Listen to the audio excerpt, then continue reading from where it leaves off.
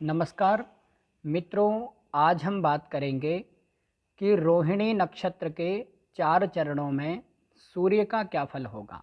मित्रों, यदि आपकी जन्म कुंडली में सूर्य रोहिणी नक्षत्र में बैठे हैं तो क्या फल होगा, आइए हम जान लेते हैं।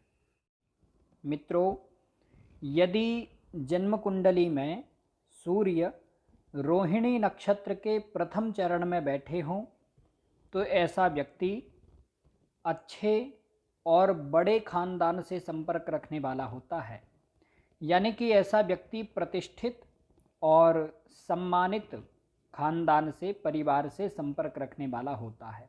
अथवा ऐसे लोग खुद ही इतना नाम कमाते हैं, इतने ज़्यादा समाज में सम्मानित होते हैं कि इनके माध्यम से इनके परिवार की प्रतिष्ठा बढ़ती है। ये लोग बहुत बुद्धिमान और चतुर चालाक प्रवृत्ति के होते हैं। ये लोग व्यापारिक बुद्धि वाले होते हैं, क्रय विक्रय के व्यापार में माहिर होते हैं। इनको पता होता है कि किस व्यक्ति से किस तरह से लाभ लेना है और व्यापार के सारे गुणागणित जानने वाले होते हैं। ये लोग खेल अथवा स्पोर्ट्स से संबंधित व्यापार में लाभ कमाते हैं, अथवा ये लोग जानवरों से संबंधित व्यापार में लाभ कमाते हैं, अथवा किसी भी प्रकार का क्रय विक्रय का, खरीदने और बेचने का व्यापार करते हैं तो उसमें लाभ कमाते हैं। ये लोग मानसिक रूप से चंचल और गुस्सैल होते हैं। ये लोग चिड़चिड़े स्वभाव के होते हैं। इनका मन एक जगह नहीं लगता। ये हमेशा अपने मन में बहुत सारी प्लानिंग बनाते रहते हैं और हमेशा कुछ ना कुछ सोचते रहते हैं। इसी कारण से ये लोग एक से अधिक काम करने वाले होते हैं। ये लोग नौकरी आदि करने वाले भी होते हैं, यानी कि किसी के अधीन रह कर के भी काम करते हैं। इन लोगों को मस्तिष्क अथवा नाड़ी तंत्र से संबंधित कोई ना कोई रोग होते हैं। मस्तिष्क यानी सिर से संबंधित, नाड़ी तंत्र यानी कि नसों से संबंधित, या फिर शरीर में जो पतली नाड़ियाँ होती हैं उनसे संबंधित कोई ना कोई रोग इनको होते हैं। ये लोग अति कामुक प्रवृत्ति के होते हैं और इनके प्रेम संबंध या फिर शारीरिक संबंध भी एक से ज़्यादा लोगों से बनते हैं। और कभी कभी इन लोगों को संसर्ग जनित रोग भी होते हैं। संसर्ग जनित रोग का मतलब है कि शारीरिक संबंध बनने से या फिर सेक्स के माध्यम से जो रोग उत्पन्न होते हैं उन रोगों से भी इन लोगों को परेशानी हो सकती है। सावधान रहना चाहिए।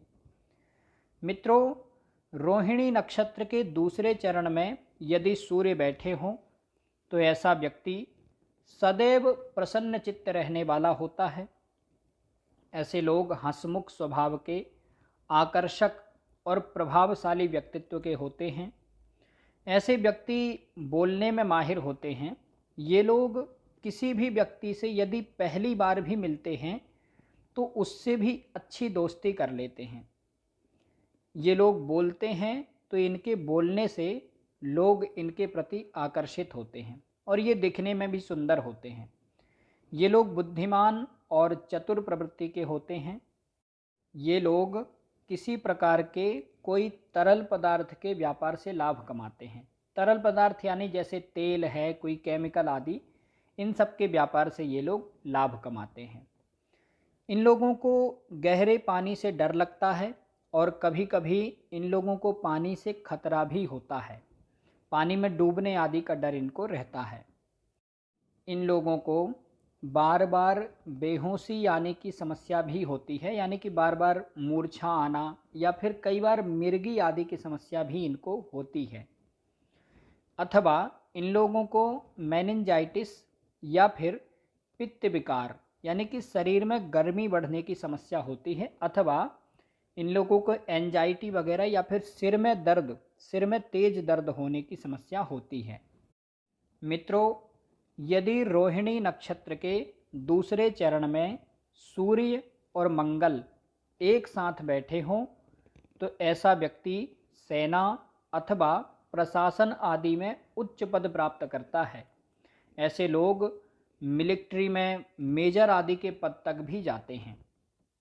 ये लोग समाज में बहुत सम्मानित होते हैं और समाज में लोगों की सहायता भी करते हैं, प्रतिष्ठित होते हैं। यदि ये लोग सेना आदि में नहीं भी जाते हैं तो भी ये लोग कहीं ना कहीं प्रशासन से जुड़े हुए होते हैं और इनकी नेतृत्व क्षमता बहुत अच्छी होती है। ये अपने समाज का अथवा किसी संस्था का नेतृत्व करते हैं। मित्रों, रोहिणी नक्षत्र के तीसरे चरण में यदि सूर्य बैठे हों तो ऐसा व्यक्ति बुद्धिमान और चतुर होगा। ऐसा व्यक्ति व्यापार प्रिय होगा, यानी कि व्यापार करने में बहुत माहिर होगा और ऐसे लोगों को व्यापार करना अच्छा भी लगता है। ये लोग व्यापारिक बुद्धि वाले होते हैं और व्यापार के सारे गुणागणित जानने वाले होते हैं। ये लोग सामाजिक कार्य करने में भी माहिर होते हैं और सामाजिक कार्यों से लाभ कमाते हैं। जनसाधारण के परोपकारी कार्यों से इनको अच्छा लाभ भी होता है अथवा किसी न किसी धार्मिक कार्य से भी लाभ कमाते हैं। ये लोग समाज के बड़े लोगों से संपर्क रखने वाले होते हैं और समाज के बड़े लोगों के बीच में उठने बैठने वाले भी होते हैं और समाज के बड़े लोगों से लाभ भी लेते हैं। ये लोग जितने लोगों से भी संपर्क बनाते हैं अपने संपर्कों से अच्छा लाभ उठाते हैं। ये लोग थोड़ी गोलमोल बातें करने वाले होते हैं और झूठ बोलने वाले भी होते हैं। ये लोग बात बात पर झूठ बोलते हैं और अपनी बातों पर स्थिर नहीं रहते हैं, यानी कि अपनी बातों पर टिके नहीं रहते हैं। बोलते कुछ हैं, करते कुछ हैं, अथवा अपने दिए हुए वचन को ये लोग पूरा नहीं कर पाते, यानी कि किसी से कुछ कह दिया कि हम ऐसा कर देंगे, फिर बाद में कर नहीं पाते हैं। ये लोग हिक्का हिचकी के रोग से पीड़ित होते हैं। हिक्का हिचकी का मतलब है कि हिचकी आती, कभी कभी वो पानी के कमी के कारण भी आती है, या फिर हमारे यहाँ भारतीय परंपरा में लोग कहते हैं कि यदि कोई याद करता है तो हमें हिचकी आती है। तो अब वो जैसे भी आती हो, लेकिन इन लोगों को हिचकी ज़्यादा आती है और कभी कभी दिन भर हिचकी आती ही रह जाती है। उससे इन लोगों को परेशानी होती है। अथवा इन लोगों को गुप्तांगों से संबंधित परेशानी होती है। गुप्तांगों में कोई रोग भी हो जाते हैं। कभी कभी गुप्तांगों में चर्म रोग की समस्या इनको होती है, स्किन डिजीज आदि की समस्या होती है। और यदि किसी स्त्री की कुंडली में सूर्य रोहिणी नक्षत्र के तीसरे चरण में बैठे हों तो उस स्त्री को मासिक धर्म से संबंधित परेशानी होगी, अथवा यूरिन इन्फेक्शन आदि की समस्या होगी, अथवा कोई ना कोई गुप्तांगों से संबंधित परेशानी होगी। मित्रों, तीसरे चरण में यदि सूर्य बैठे हों तो ऐसे लोगों को गहरे पानी से डर लगता है अथवा पानी में डूबने का डर होता है। मित्रों, रोहिणी नक्षत्र के चौथे चरण में यदि सूर्य बैठे हों तो ऐसा व्यक्ति नौकरी आदि करने वाला होता है और दूसरों के अधीन रहने वाला होता है, यानी कि किसी न किसी के नीचे रह कर के काम करता है। यदि ऐसे लोग व्यापार करते हैं तो व्यापार भी किसी न किसी के सपोर्ट से अथवा किसी न किसी के नीचे रह कर के करते हैं। ये लोग सरकारी नौकरी आदि में जल्दी सफल हो जाते हैं और यदि ये लोग अपने जीवन में सरकारी नौकरी पाने की कोशिश करें तो इनको जल्दी से उसमें सफलता मिल जाती है, या फिर सरकारी नौकरी इनको जल्दी से मिल जाती है। अथवा ये लोग सरकार से जुड़ कर के कोई ना कोई काम करते हैं कॉन्ट्रैक्ट बेस पर या जैसे भी, तो उससे भी इनको लाभ होता है। ये लोग बिना मन के यात्राएं करने वाले होते हैं, यानी कि इनकी इच्छा नहीं होती है ज़्यादा यात्राएं करने की, लेकिन इनको अपने काम के कारण अत्यधिक यात्राएं करनी पड़ती है। कोई ना कोई काम ये ऐसा करते हैं जिसमें यात्राएं इनको करनी पड़ती हैं और जहाँ नहीं जाना चाहते हैं वहाँ भी इनको जाना पड़ता है मजबूरन।